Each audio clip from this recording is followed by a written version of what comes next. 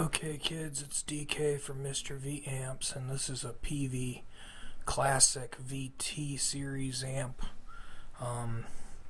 I don't know the exact manufacture date, but I think this was like late 70s, and this is the one that has like power tubes, but it has like a solid state front end. It wants to work. It was from the auction, and it's really dirty. But it wants to work. I did test it. Both the normal and the bright channel do work. They do work in series and or parallel. The tremolo works. The reverb works. The knobs are really scratchy when you turn them. But this thing needs a bath, so I figured I would at least document it before I take it apart and start cleaning. And then we'll do some servicing on the head and make sure everything is kosher. Well kids, I guess I thought initially this was going to be a easy peasy kind of project, because everything I tested worked. Like the tremolo worked, the reverb worked, everything was cool. I pulled the chassis, I cleaned about 50 years of dirt off of this thing, which needed to be done. It wasn't buzzing or humming, like the caps were dead. It's got actually one of these old can caps in here for the tube section.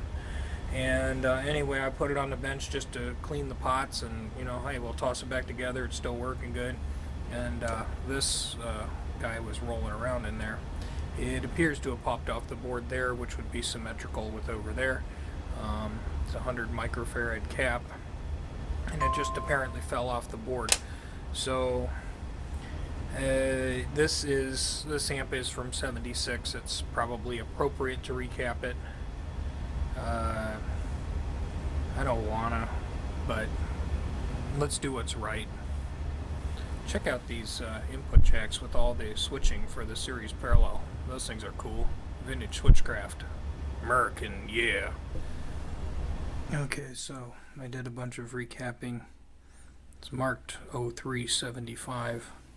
Classic 75, and we have a stamp number here that says 76. The numbers stamped on the speakers also give me a vibe of 76, so I'm pretty sure this is a 76 era amplifier, and that's cool.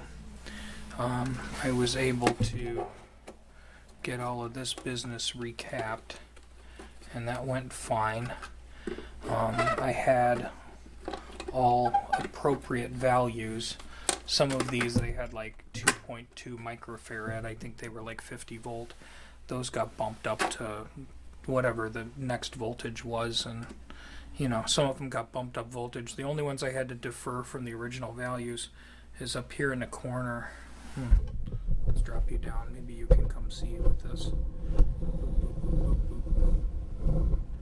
There you go. Over here in the corner, that was originally a 200 microfarad, I think 75 volt, this one right here.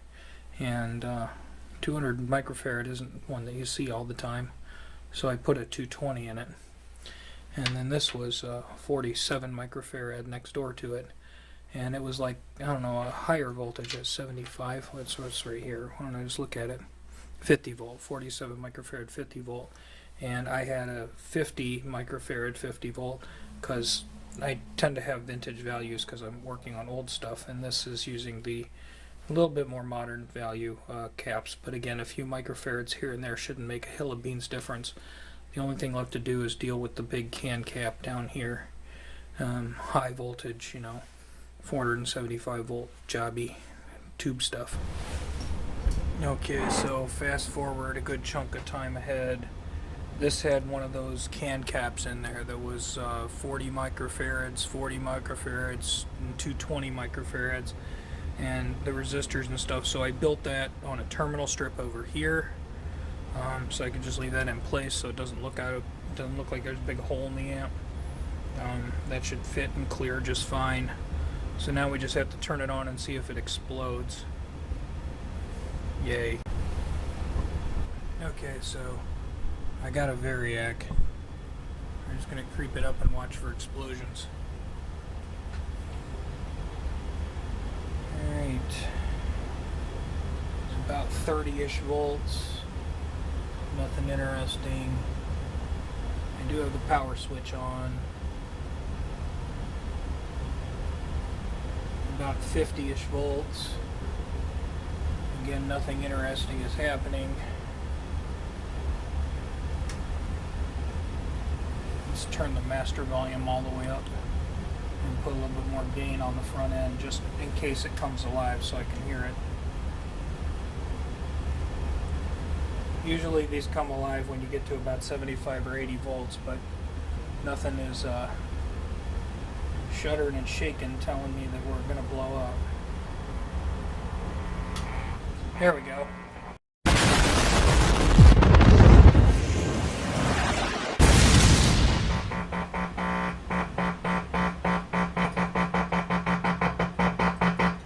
She's alive. Like really alive. And pretty hot, so turn that down. That's going to blow our ears out. It's plenty loud. Back that down a little bit. Still super loud. Still super loud. Yeah, this is a Peavey. Still super loud. Finally. Okay, there's just a little loud. That's cool. Alright, now we need to check the reverb and make sure that works, and then there's a tremolo in this too. So, let's see, where's the reverb knob? That's just me touching, that's just the cord touching stuff. Okay, so these are the tremolo ones. So if I turn the tremolo stuff up, yep.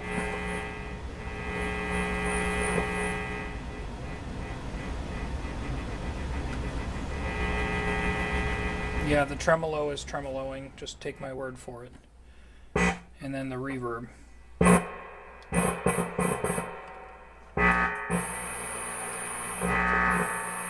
then tone controls.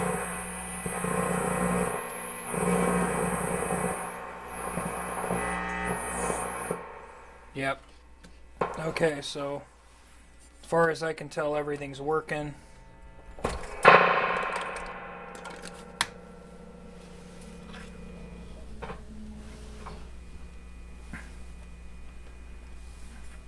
And with nothing plugged into it, you know, the reverbs, these things always pick up noise from like everywhere.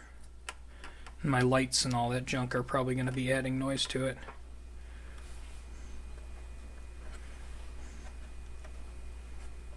But yeah, it's really quiet. It's working. The tubes are getting warm. Cool. So I'm going to wash the faceplate and finish putting the bolts on this thing. Because I just have like a nut on the circuit board to keep it in place. And that's about it. So yeah, I had trouble finding the schematic for this exact thing. So I just copied it. It looked like on the sheet I saw a 60 and a 40 and a 20. Or no, 60. No, a 60. Yes, I don't know, 6, whatever, it doesn't matter. But again, that might not be the right schematic. I don't know. But they had the two, they had a 40 and a 20, which is now a 47 and a 20, 500 volts parallel together to give the first leg as a 60.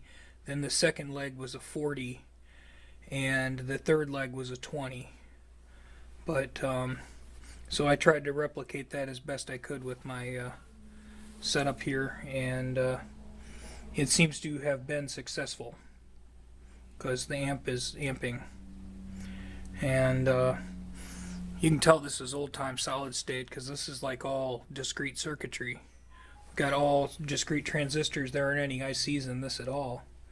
So this is like early hybrid kind of stuff. Okay. Yay. You know, I thought this was going to be easy because the thing wanted to work, but then I take it apart and find a cap just fell off the board because of reasons, and that gave me the forced incentive to just do it. And I don't know, there might not be a ton of these floating around, so maybe this is like some kind of historical artifact. I don't know, but it wasn't beat up, it was just really dirty.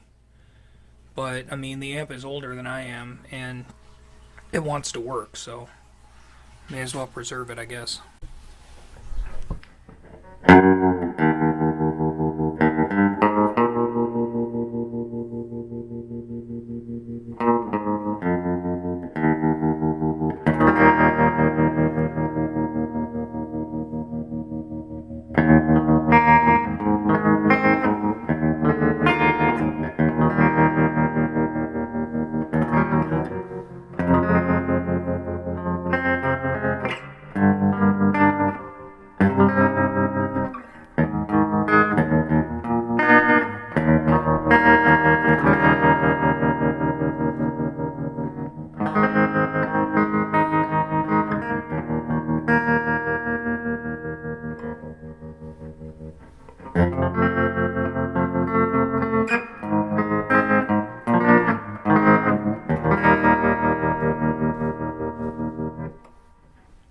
Well, for starters, it would help if I actually bothered to remember to tune the guitar before or we'll let the guitar tune itself. There we go.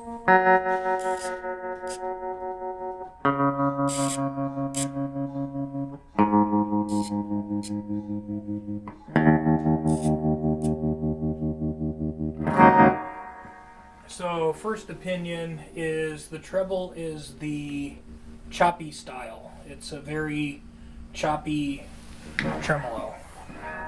So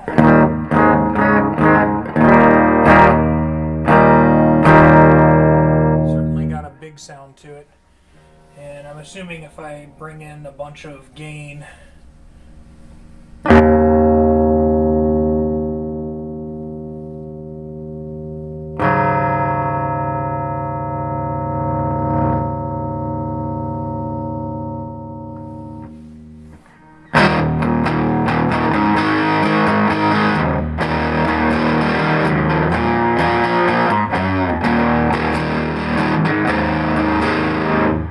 I got that like totally saturated. Probably too much. Can't tell.